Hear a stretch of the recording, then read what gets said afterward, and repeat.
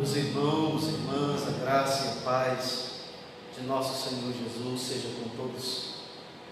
É uma alegria estarmos mais uma quinta-feira reunidos para celebrarmos o nosso Senhor Jesus Cristo, adorando, bendizendo, louvando, através de cada aspecto da nossa vida, e a oportunidade que nós temos desta quinta-feira de continuarmos aprendendo de nosso Senhor, de nosso bendito Salvador. Eu quero já abraçá-los, a paz do Senhor Jesus, você, juntamente com sua esposa, que estão reunidos em casa, alguns em quarentena total, outros precisando sair para trabalhar e chegaram a pouco do trabalho. Tome a sua Bíblia, sente na sua poltrona, sente no seu sofá, chame os familiares e vamos juntos nesta noite aprendermos de nosso Senhor e sermos edificados pela sua poderosa palavra. Eu quero convidá-lo, portanto, e convidá-la a abrirmos a Escritura Sagrada no livro de Josué,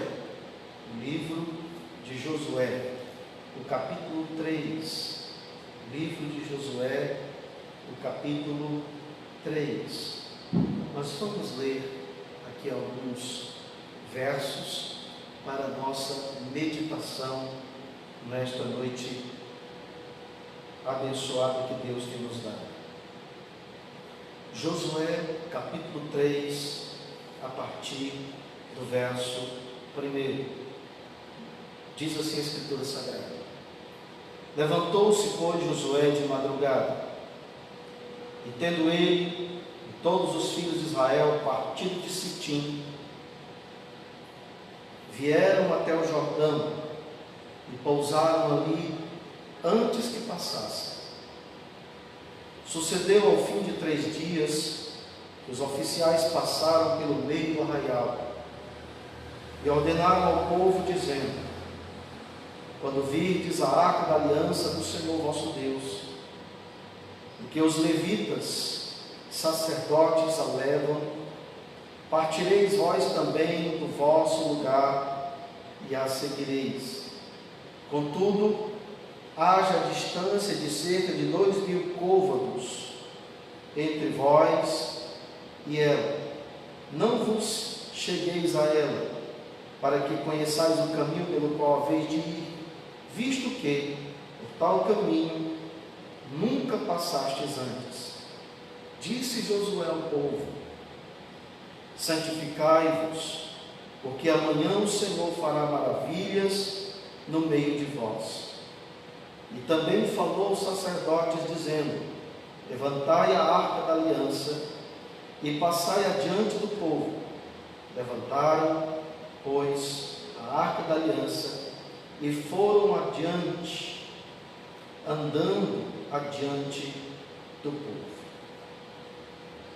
Vamos mais uma vez agradecer ao Senhor. Pai, nós te damos graças por esta palavra e te pedimos, Senhor, que tu fale conosco por meio da tua palavra, edificando-nos e consolando-nos para o louvor da tua própria glória.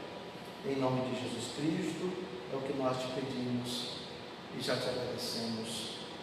Amém. Meus queridos irmãos, a palavra de Deus, o livro de Josué, ensina-nos de forma inequívoca que a fé nos conduz à obediência. Essa relação, ela é inseparável. A Bíblia Sagrada nos ensina, quer seja no Antigo, quer seja no Novo Testamento, que a fé genuína, que a fé verdadeira nos conduz à obediência da palavra de Deus, à obediência à voz divina. E o livro de Josué talvez em todo o Antigo Testamento, seja um daqueles livros que mais nos ensine acerca da fé genuína, da fé verdadeira, da fé que compele aquele que teme ao Senhor à obediência à voz divina.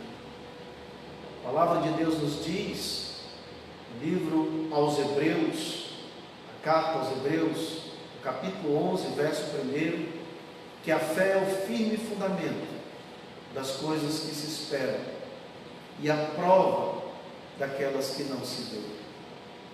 Ainda no mesmo capítulo, verso 6, o autor sagrado, inspirado pelo Espírito Santo, nos diz: ora, sem fé é impossível agradar a Deus, porque é necessário que os que se aproximam de Deus creiam que Ele existe e que é galardoador de seu povo, ou é galardoador daqueles que nele esperam, daqueles que nele creem.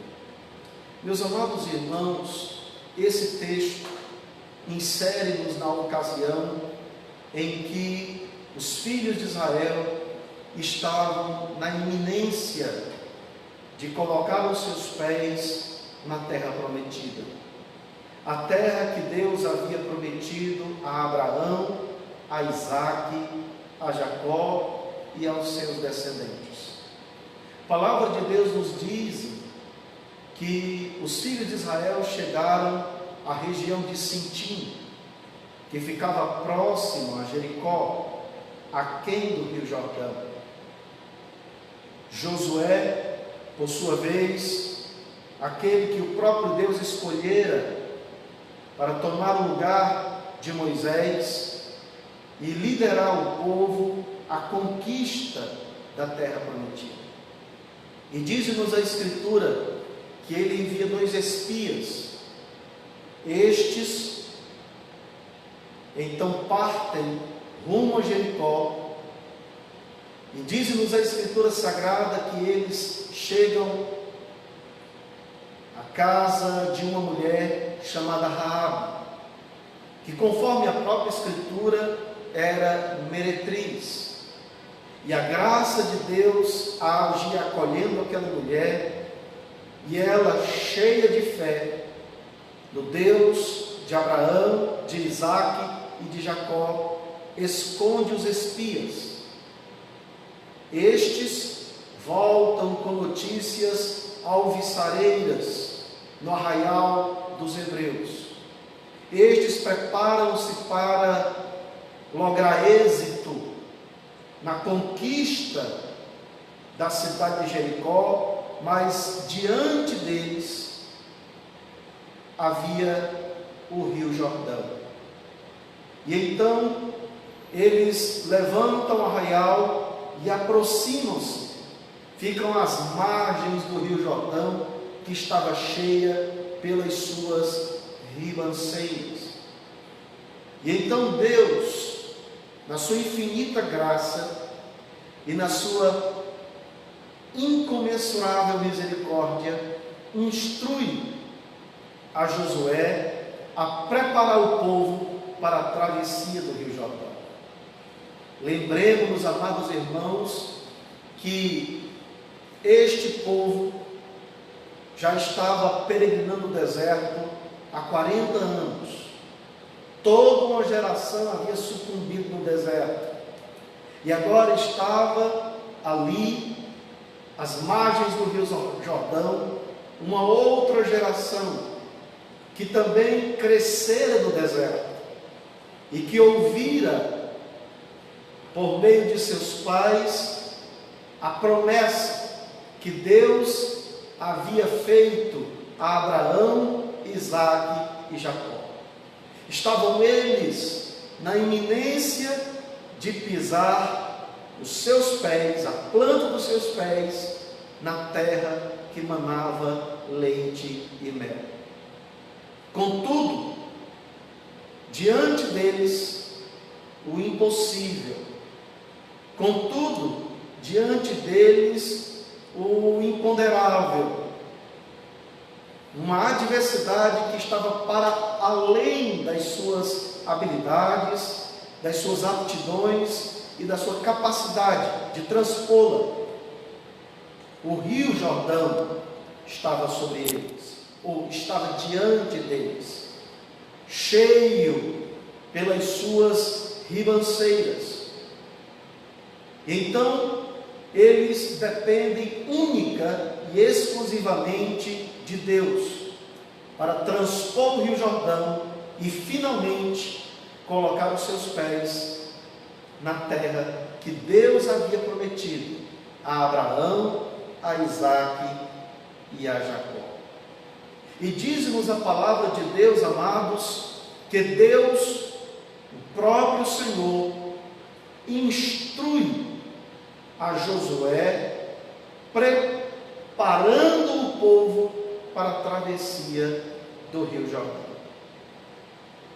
E é nesta perspectiva e imergidos neste contexto que eu gostaria de compartilhar convosco 4 lições que esse texto nos reservam e certamente serão lições imprescindíveis para a nossa edificação e, sobretudo, para a nossa consolação nas Escrituras Sagradas.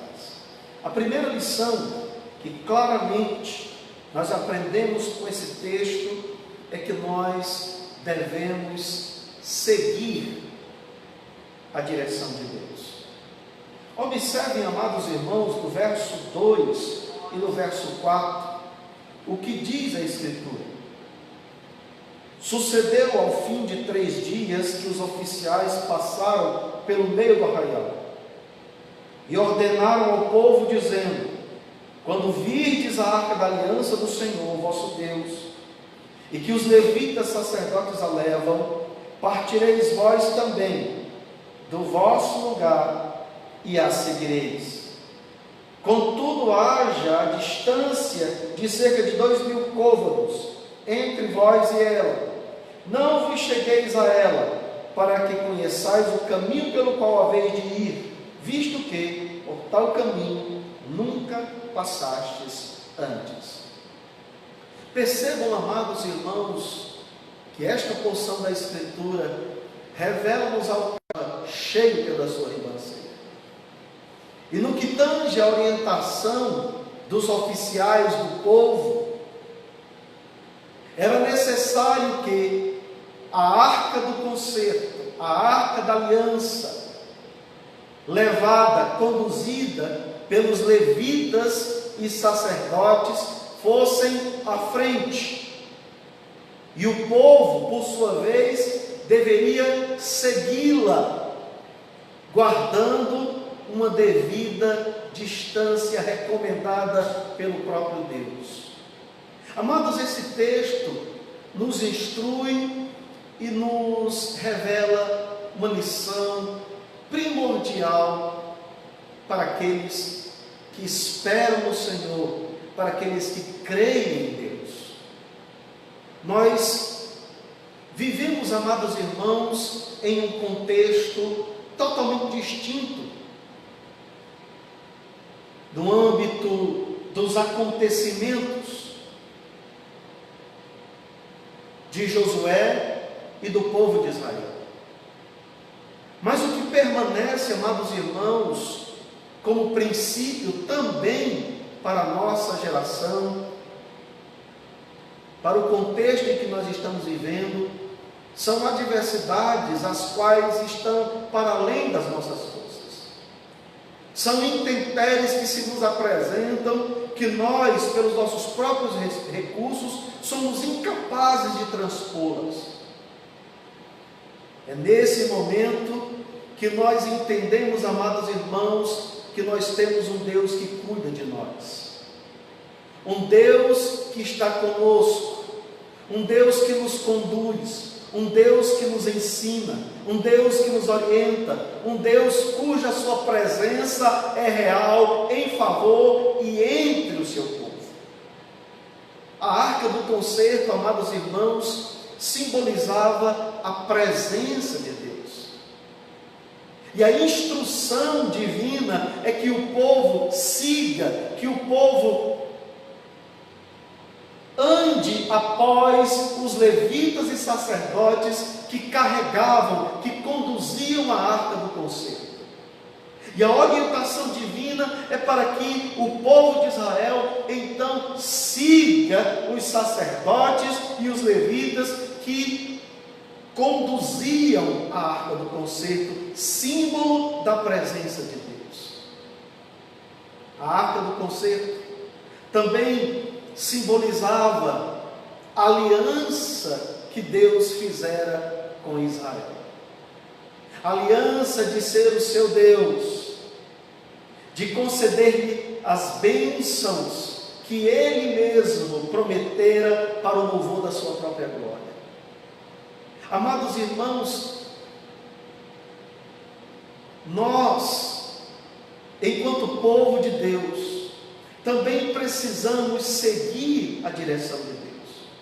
Não podemos andar, amados irmãos, segundo os nossos próprios desejos. Não podemos, amados irmãos, seguir o curso dos nossos próprios impulsos e pulsões pecaminosas. A palavra de Deus nos diz que há caminhos que para o homem parecem bons, mas que o fim deles é a perdição. O autor de Provérbios, inspirado pelo Espírito Santo, no capítulo 16 e o versículo 1, ele diz-nos: do homem são as preparações do coração, mas a resposta certa vem dos lábios do Senhor. Meus queridos irmãos, nós somos um povo que não mais pertencemos a nós mesmos. Nós somos comprados pelo precioso sangue de nosso Senhor Jesus Cristo. E não podemos mais andar, peregrinar nesta vida, como se fôssemos senhores de nós mesmos. Pelo contrário, meus irmãos, agora, em Cristo Jesus, somos o seu povo, de propriedade exclusiva de Deus. E, portanto, não somos mais senhores de nós mesmos. Afinal de contas, seguir a Deus, seguir a Cristo, implica em anularmos a nós mesmos. Me impressiona que o texto nos revela, amados irmãos, que a instrução divina dada a Josué para este repassar ao povo é que eles deviam seguir a presença de Deus. Eles deviam seguir a arca, e a arca era o símbolo da presença de Deus. Seguir a Cristo, amados irmãos, implica em anularmos a nós mesmos, em negarmos as nossas vontades, em deixarmos de trilharmos em nossos próprios caminhos para obedecermos tão somente a voz de Deus e seguirmos a direção que nos foi proposta por Ele através da sua poderosa palavra. Eu lembro aos queridos irmãos a ocasião em que o próprio Senhor Jesus nos revela a natureza essencial do discipulado cristão, que implica em seguir a Cristo. Ser discípulo de Cristo significa segui-lo, significa não mais andar na minha própria direção, mas ser dirigido por Ele, ser guiado por Ele, segui-lo, obedecê-lo, viver tão somente mergulhado em sua presença, anulando-me a mim mesmo para viver para o louvor da sua própria glória. Em Lucas 9:23, a palavra de Deus revela-nos as palavras de nosso Senhor Jesus Cristo, quando este disse aos seus discípulos: se alguém quer vir após mim, negue-se a si mesmo, tome sua cruz cada dia e então siga-me. Amados irmãos, seguir a Cristo, portanto, significa negar-se a si mesmo. Seguir a Cristo, amados irmãos, significa morrer para si mesmo, para viver para Deus. Nos versículos posteriores ao verso 23 do capítulo 9 do Evangelho que Lucas escreveu, a palavra de Deus nos ensina quando reverbera as palavras de nosso Senhor Jesus Cristo. Pois quem ganhar a sua vida, perdê-la. Mas quem perder a sua vida por amor a mim, achá-la. Amados irmãos, nós encontramos a verdadeira vida quando nós perdemos o nosso ego, a nossa soberba, a nossa autossuficiência, quando nós negamos as nossas paixões, as nossas pulsões, quando nós mortificamos a nossa natureza pecaminosa, nós somos vivificados para seguirmos, para vivermos, para obedecermos e para refletirmos a glória de nosso Senhor Jesus Cristo. Você foi chamado para seguir ao Senhor. E esse texto nos ensina, amados irmãos, que seguir ao Senhor significa, amados irmãos, também depender tão somente dEle. Significa confiar nele, apesar das circunstâncias. Diante de Israel estava o rio Jordão, cheio pelas suas ribanceiras, e Deus estava instruindo o povo a seguir rumo ao rio Jordão. Embora o curso do rio permanecesse inabalável, as correntezas seguiam seu curso, e além do Jordão estava a terra que manava leite e mel. Mas agora, por enquanto, eles ainda estavam aquém do Jordão, e entre o povo de Israel, o povo de Deus e a terra prometida, havia o rio Jordão. E ainda assim, Deus está instruindo-os a seguir adiante. Eu lembro-me, amados irmãos, quando os filhos de Israel ainda fugiam da face de Faraó. E quando eles chegaram às margens do Mar Vermelho, o povo se desespera. Alguns chegam a murmurar: Deus nos trouxe aqui para morrermos debaixo da fúria de Faraó. Mas Deus instrui a Moisés para que este marche e o povo o seguisse. E então, maravilhosamente, prodigiosamente, Deus intervém e as águas do Mar Vermelho recuam e o povo de Israel passou a pés enxutos. Meus amados irmãos, nós precisamos confiar em Deus, mesmo quando as circunstâncias estão adversas, mesmo quando as correntezas do rio Jordão permanecem em seu curso, permanecem inabaláveis. Nós precisamos confiar em Deus, como disse o salmista no Salmo 125, a partir do verso 1: os que confiam no Senhor são como os montes de Sião, que não se abalam, mas permanecem para sempre. Talvez você tenha olhado para o horizonte e o Jordão das adversidades estejam diante de ti. Você tem olhado para o horizonte e só tem contemplado as correntezas intransponíveis do desânimo, da falta de esperança, das incertezas, das dúvidas, das lutas, das intempéries. Eu quero te dizer nesta noite: confie no Senhor. siga o Senhor, siga a sua direção, ande nos passos que o próprio Senhor te propôs, trilhe o caminho da perseverança, da obediência, continue seguindo a Cristo, porque Ele maravilhosamente vai agir em nosso favor. A sua graça, o seu poder, a sua misericórdia haverão de se consumar, e esta correnteza haverá de ser cessada pela mão poderosa de nosso Senhor.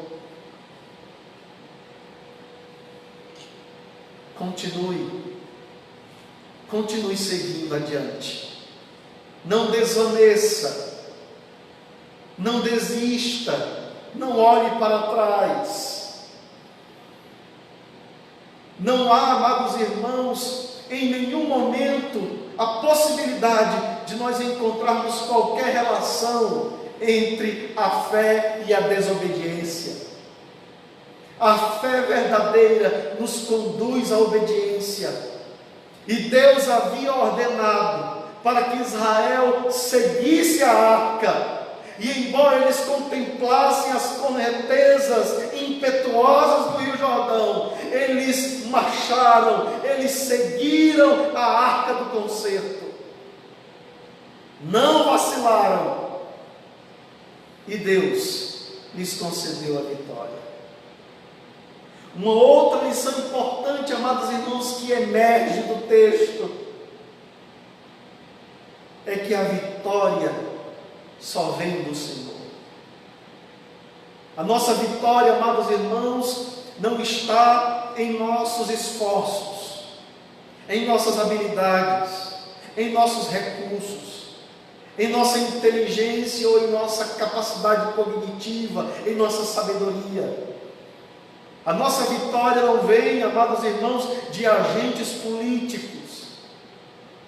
A nossa vitória, amados irmãos, não vem de agentes outros, a não ser a mão graciosa, poderosa e prodigiosa de nosso Deus. A nossa vitória vem do Senhor, que fez os céus e a terra. A nossa vitória vem de Deus, porque grandes são as suas misericórdias para conosco, grande é a sua benignidade para conosco. Há uma segunda lição que nós podemos extrair desse texto. Devemos buscar vivermos uma vida de santidade. Olha o verso 5. Disse Josué ao povo: santificai-vos, porque amanhã o Senhor fará maravilhas no meio de vós. Amados irmãos, este povo havia passado 4 séculos de escravidão no Egito, sob o jugo de Faraó, imergidos em uma cultura politeísta, pagã, que adoravam a falsos deuses. Este povo, embora fosse uma geração, na sua maioria, que nascera no deserto, estavam com o coração e a mente impregnados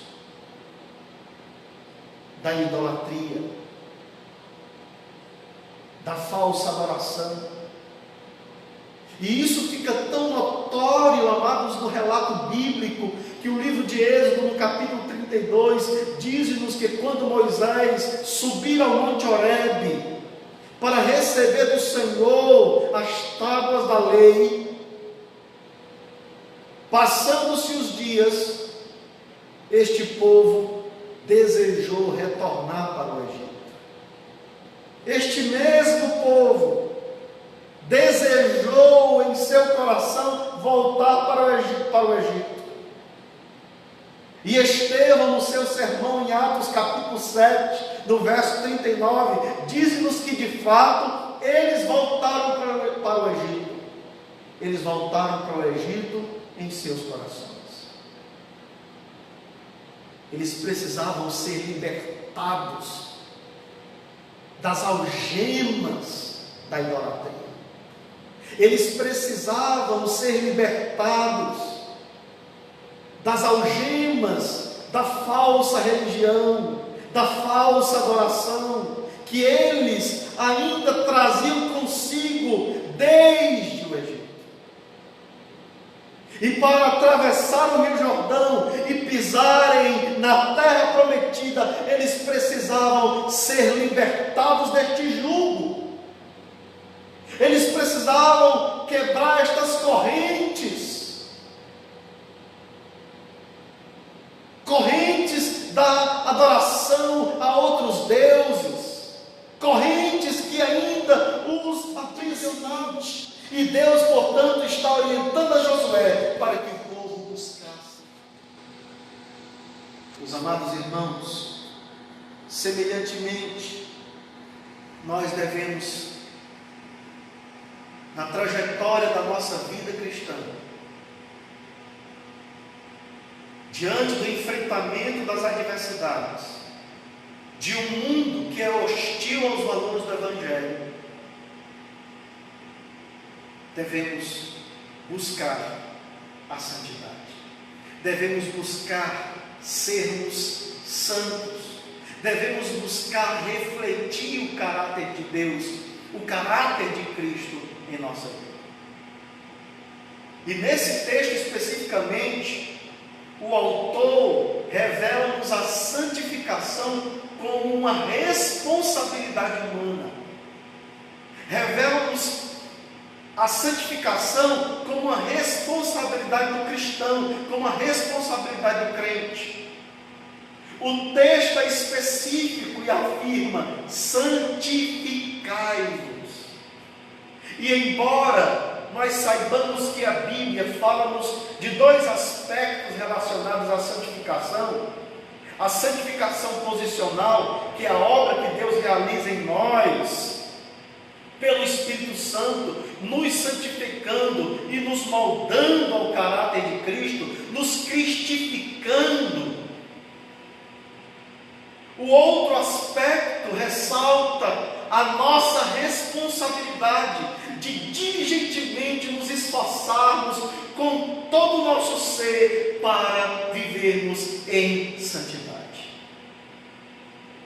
O autor de Hebreus, inspirado pelo Espírito Santo, no capítulo 12, versículo 14, ele diz-nos: segui a paz com todos e a santificação, sem a qual ninguém verá o Senhor.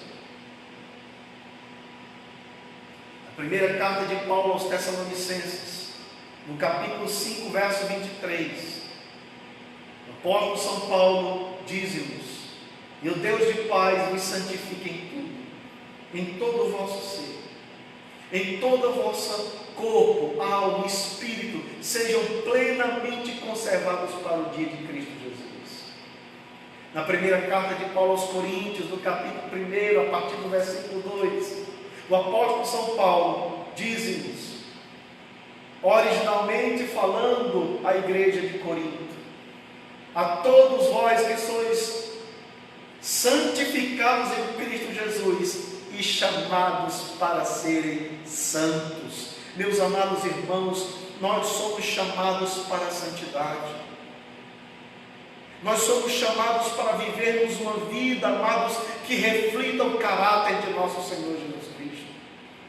Nós somos chamados para sermos luzeiros deste mundo entenebrecido pelas trevas do pecado, da alienação e da ignorância. Nós somos chamados, irmãos, para fazermos a diferença, para sermos diferentes em meio a uma sociedade hostil ao Evangelho. Nós devemos brilhar como astros neste mundo permeado pelas trevas do pecado.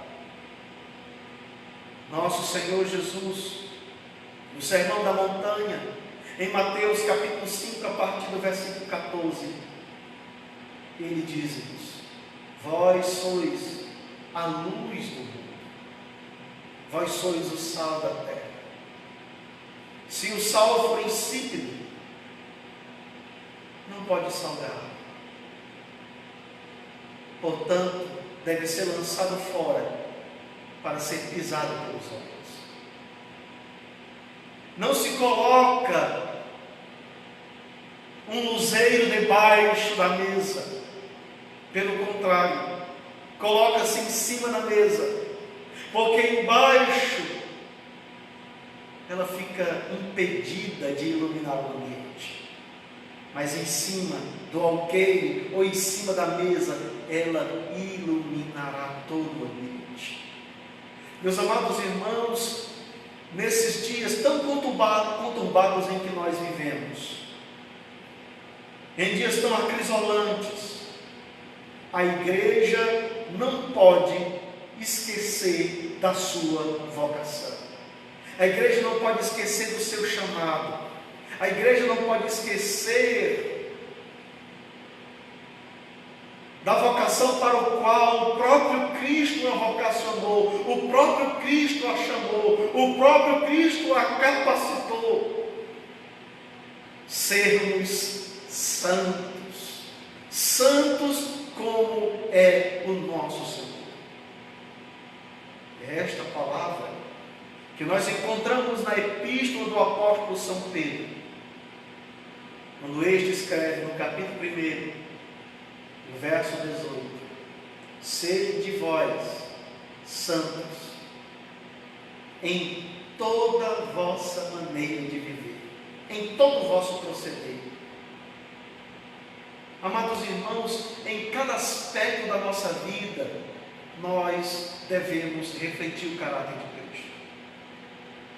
Em cada procedimento, em cada atitude, em cada palavra, em cada gesto, o aroma suave do caráter de Cristo deve exalar da nossa vida, para que assim, onde quer que nós estejamos, o que for que façamos, e onde quer que coloquemos a planta do nosso pé, estaremos refletindo a glória, o louvor, o caráter de nosso bendito Redentor, o nosso Senhor Jesus Cristo. Terceira lição que esse texto claramente nos revela. Devemos compreender, irmãos, a necessidade que temos de um mediador. Observe no verso 6, também no verso 2 e 3, que a instrução divina a Josué e aos oficiais era que os levitas e sacerdotes fossem à frente, conduzindo a arca do concerto, que é o símbolo da presença de Deus. E Deus instruiu ao povo que guardasse uma certa distância da arca do concerto. No verso 4, a palavra de Deus assim nos diz: contudo haja distância de cerca de 2.000 côvados entre vós e ela.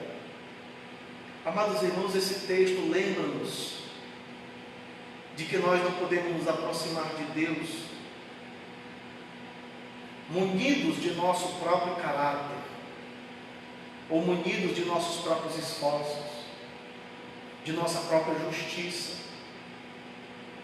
Nós somos pecadores. E como diz Jó no capítulo 9, versículo 1, como se justificará, como se aproximará o homem de Deus? Como poderá o homem se achar justo diante de Deus? Não há, amados irmãos, aptidão moral em nós mesmos. A palavra de Deus nos diz que por causa do pecado há uma barreira, há uma distância entre nós e o nosso Deus. Ou melhor, havia uma distância. Porque em Cristo Jesus, essa distância foi removida. E agora nós podemos nos aproximar de Deus, não pelas nossas justiças, mas pela justiça de Cristo, pela justiça do Evangelho. Pois o próprio Paulo nos diz em Romanos 1,17, que a justiça de Deus se revela no Evangelho de fé em fé. Em Romanos 5, verso 1, o apóstolo São Paulo, cheio da graça de Deus e do Espírito de Deus, diz-nos: tendo sido justificados pela fé, temos paz com Deus através de nosso Senhor Jesus Cristo. Não há mais alienação, não há mais abismo, não há mais separação. Em Cristo Jesus, agora eu e você podemos nos aproximar de Deus. Como nos diz o autor de Hebreus, no capítulo 10, a partir do versículo de número 9. Capítulo 10 de Hebreus, a partir do versículo de número 19.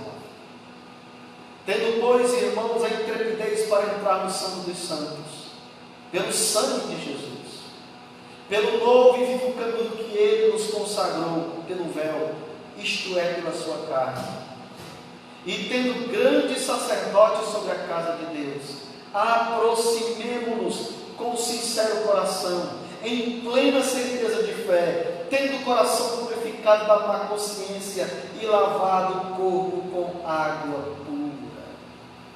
Amados, em Cristo Jesus nós temos acesso a Deus. O véu foi rasgado do alto a baixo quando Cristo disse: está consumado, na cruz do Calvário. E este véu era a sua própria carne, que foi vituperada, que foi traspassada, e o seu sangue derramado, para que eu e você fôssemos purificados em nossa má consciência e tivéssemos o caminho livre para a presença de Deus. A instrução de Deus a Josué era que o povo guardasse uma certa distância entre eles e a arca do concerto sendo conduzida pelos sacerdotes. Estes sacerdotes, amados, que levavam a arca do concerto, eram apenas tipologias, sombras daquilo que de fato era a realidade e foi consumada em Cristo Jesus. Ele é o verdadeiro sacerdote. Ele é o sumo sacerdote, pastor e bispo das nossas almas. Ele é o único mediador entre Deus e o seu povo, entre Deus e o homem. O apóstolo São Paulo nos diz na primeira carta de Timóteo, capítulo 2, versículo 5: há um só mediador entre Deus e os homens, Jesus Cristo, o homem. E assim, amados, diz-nos a palavra de Deus, que o povo, obedecendo a instrução divina, guardou-se em uma certa distância entre eles e os sacerdotes que conduziam a arca do concerto. E na medida que se aproximava, eu imagino, amados irmãos, o coração deles permeado de incerteza, talvez a dúvida querendo brotar no mais secreto dos seus corações. Mas diz-nos a Escritura que quando os sacerdotes tocaram os seus pés nas águas do Jordão, as correntezas, ou a correnteza, até então intransponível, interrompeu o seu curso natural. E o rio então abriu-se de uma margem à outra, e o caminho agora estava livre para que o povo o transfosse, o sobrepujasse e então pisasse com os seus pés na terra prometida. Meu querido irmão, minha querida irmã, o que estava diante de nós e que era intransponível era o abismo que nos separava da presença de Deus. O que estava diante de nós e até mesmo permeando o íntimo do nosso ser, o pecado. E que nos incapacitava de nos achegarmos a Deus. Em Cristo Jesus, essa barreira foi sobrepujada. Cristo é o novo e vivo caminho. E quando nós somos imergidos nele pelo poder do seu Santo Espírito, e quando nós pela fé andamos neste caminho, o caminho da vida, o caminho da graça, o caminho da vida eterna, o caminho da misericórdia, nós somos mais do que vencedores em Cristo Jesus. Mas, irmão, minha irmã, nós aprendemos com esse texto 3 lições imprescindíveis para a nossa edificação. Devemos seguir a direção de Deus. Devemos, sobretudo, meus queridos irmãos, buscar viver uma vida de santidade. E devemos discernir que carecemos de um mediador. E este já foi revelado e já consumou-nos uma eterna redenção. Jesus Cristo, o nosso Senhor. Vamos orar. Querido Deus, eu te agradeço por tua graça derramada em nossas vidas. E louvo o teu santo nome por tua misericórdia, guiando-nos, redimindo-nos, instruindo-nos em novidade de vida. Faze com que, Senhor, os nossos pés não vacilem e estejamos firmados perseverantemente em tua presença,